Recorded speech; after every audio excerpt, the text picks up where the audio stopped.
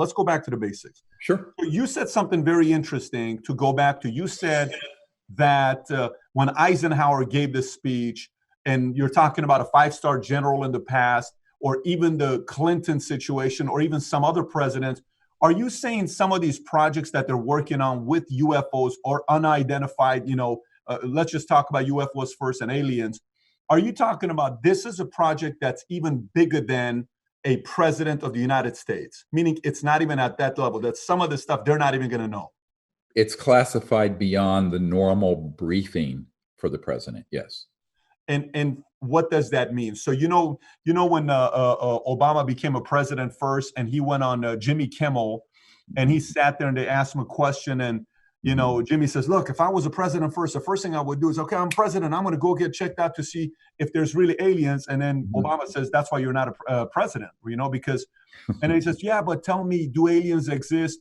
And then because Bill Clinton said no, and then Obama said, "Well, that's what we're supposed to tell you. That's what we're told to tell you."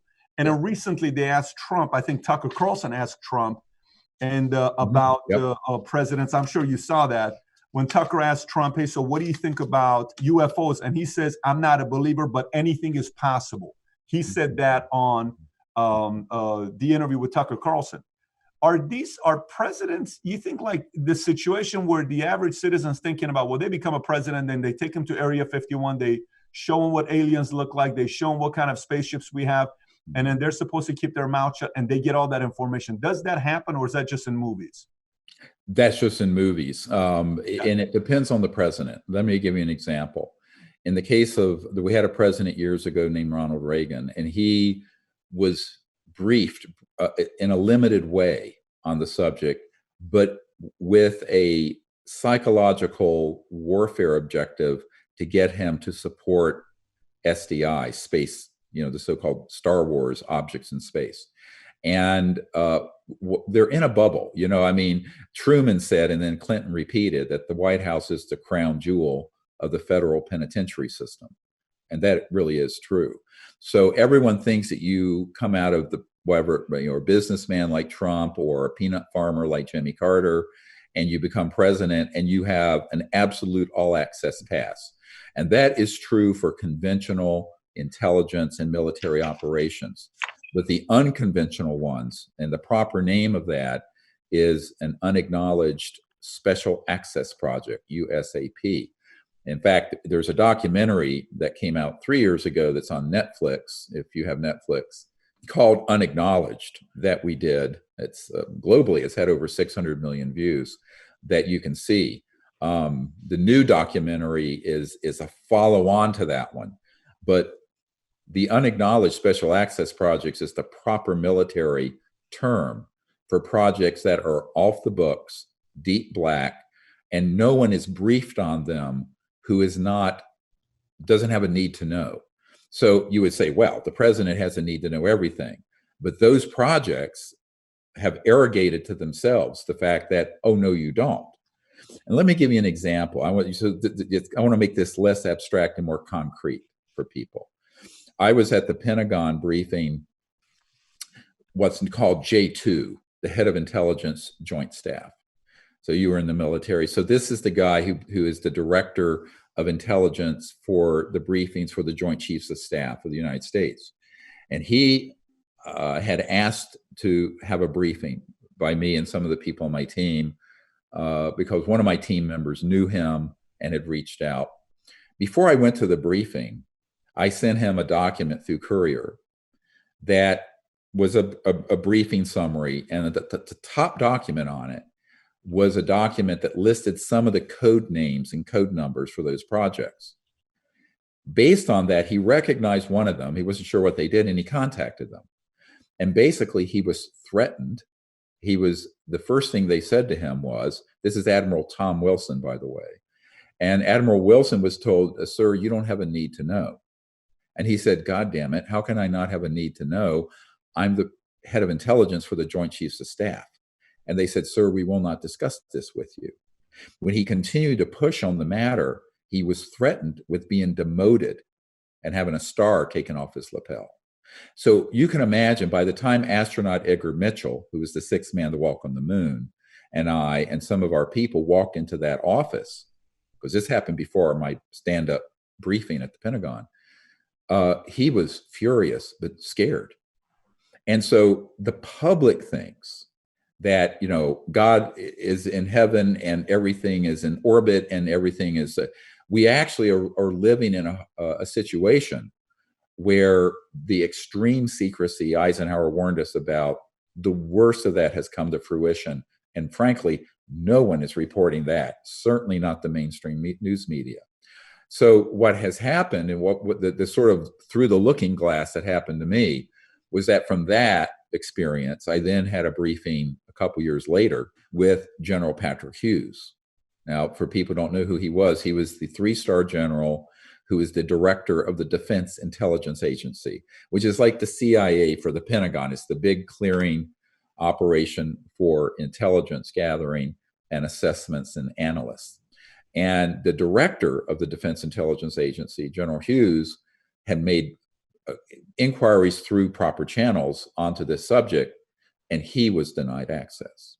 So I was asked to come in with my military advisor and a couple other people to brief him, and he told the same story. In fact, he went over to his bookshelf. Now imagine this.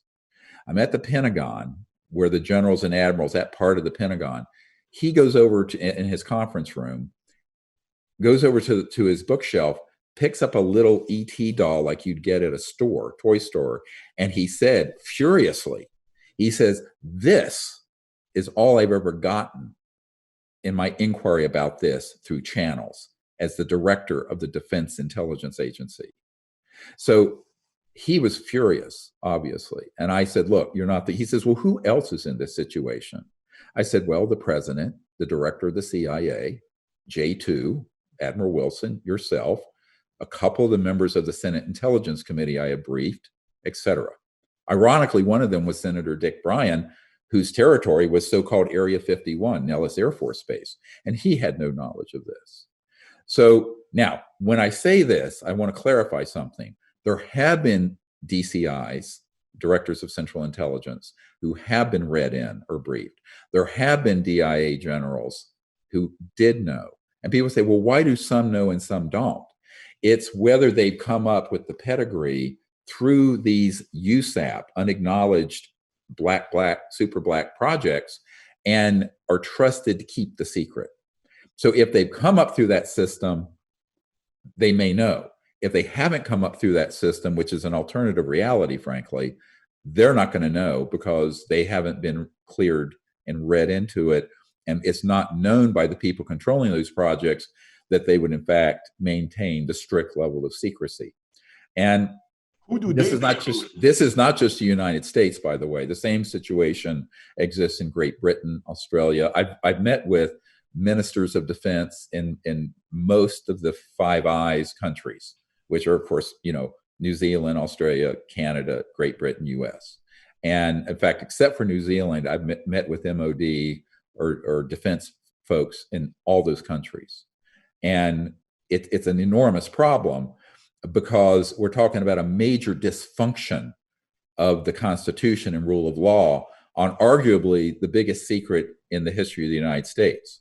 And when that happens, a lot of bad things will occur. Things go wrong when things are not being overseen properly and controlled properly. And that's the situation we face.